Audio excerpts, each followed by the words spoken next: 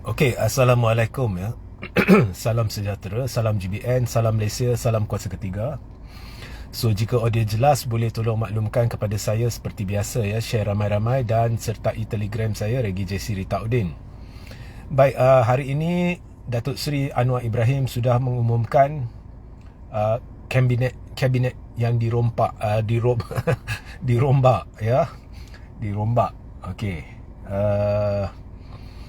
So, cabinet reshuffle dalam bahasa Inggeris ya. So, ini setelah 4 bulan lebih, hampir 5 bulan apabila Datuk Seri Salahuddin Ayub meninggal dunia. Selepas itu hampir 5 bulan jawatan dia, kedudukan dia tidak diisi. Okey. Kemudian timbul spekulasi Anwar sedang menunggu sesuatu berlaku dalam amanah di mana ada kem Muhammad Sabu versus kem Mujahid dan macam-macam spekulasi lagi. Tetapi hari ini sudah ada rombakan kabinet. Dalam pada ura-ura atau spekulasi bertiup kencang akan berlaku satu langkah yang mungkin meruntuhkan kerajaan. Okey. So memang semua mata bertumpu kepada rombakan ini, semua orang bertumpu kepada rombakan ini, nak lihat apakah formula ajaib yang akan dibawa oleh Anwar. Jadi masalah asal dengan kabinet Anwar banyak. Pertama adalah dari sudut kedudukan Anwar sendiri sebagai menteri, Perdana Menteri dan juga Menteri Kewangan itu sudah melanggar janji Pakatan Harapan, malah melanggar prinsip yang dipegang oleh Anwar yang sebelum ni mengutuk kerajaan-kerajaan terdahulu, especially Najib ya. Pakatan Harapan kutuk ya, bila Najib pegang Menteri Kewangan, amanah kutuk, Muhammad Sabu kutuk. So itu masalah pertama. Masalah kedua, kabinet Anwar adalah menteri-menteri yang gagal. Now, Anwar sendiri gagal. Okey, tapi Anwar takkan nak letak jawatan, dia takkan letak jawatan sampai kiamat.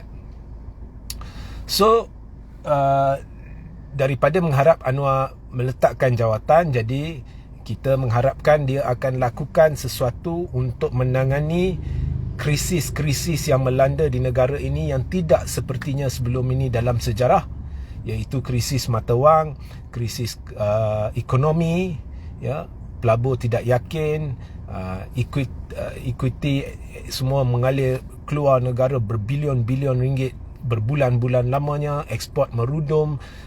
Bulan lepas bulan sebelumnya 2 bulan lepas 5.8 bilion ekspor negara, dan merudum menyusut 8 kali berturut-turut and all that lah.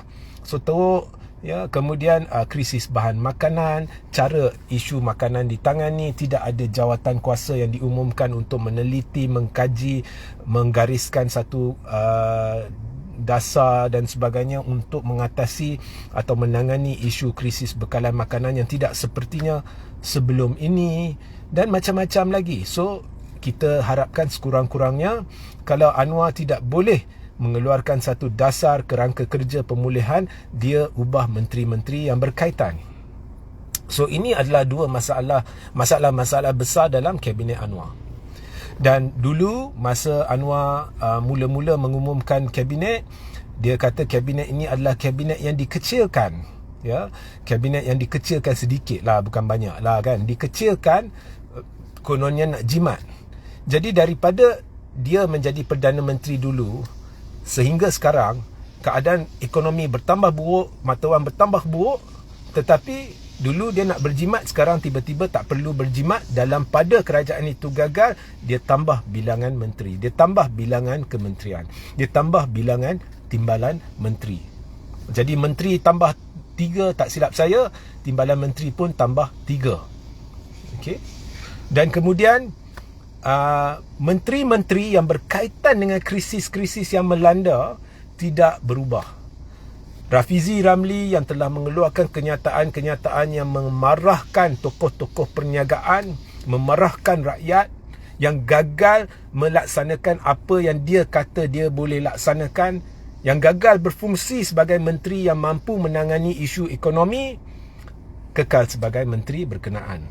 Fahmi Fadzil kekal sebagai menteri berkenaan, ya. Anwar kekal sebagai menteri kewangan, ya. Zaid Hamidi kekal sebagai timbalan Perdana Menteri, walaupun dulu mereka kata Zaid Hamidi ini terbukti hitam putih ada terlibat dengan skandal LCS, dia kekal sebagai TPM, ya. Muhammad Sabu kekal sebagai menteri, walaupun dia di kementerian yang berkaitan yang sama, walaupun dia telah gagal dari sudut menangani isu kos bahan makanan, telur, supply telur, beras, tempatan dan sebagainya. So pendek kata, Anwar tidak mendengar keluhan rakyat, dia tidak mendengar nasihat pakar. Rombakan kabinet ini membuang masa. Saya rasa ini pun lagi satu langkah cemas dalam pada ada ura-ura spekulasi kencang sesuatu akan berlaku. So mungkin ini langkah terdesak, saya tak tahu. Tetapi langkah yang tidak berbawa makna. Sebaliknya dia tambah menteri lagi. Kalau dulu dia kata dia nak kurangkan menteri, dia nak kurangkan saiz kabinet sebab nak jimat kos, sekarang dia kata sebab kerajaan prihatin dia tambah menteri dan sebagainya.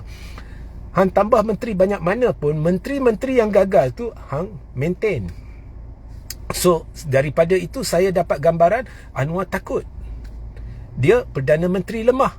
Dia tidak berani mengundurkan mereka yang tidak melakukan kerja, gagal melakukan kerja. Itu yang saya dapat lah. So sehingga kita berjumpa di lain masa. Assalamualaikum, salam sejahtera, salam GBN, salam Malaysia, salam kuasa ketiga.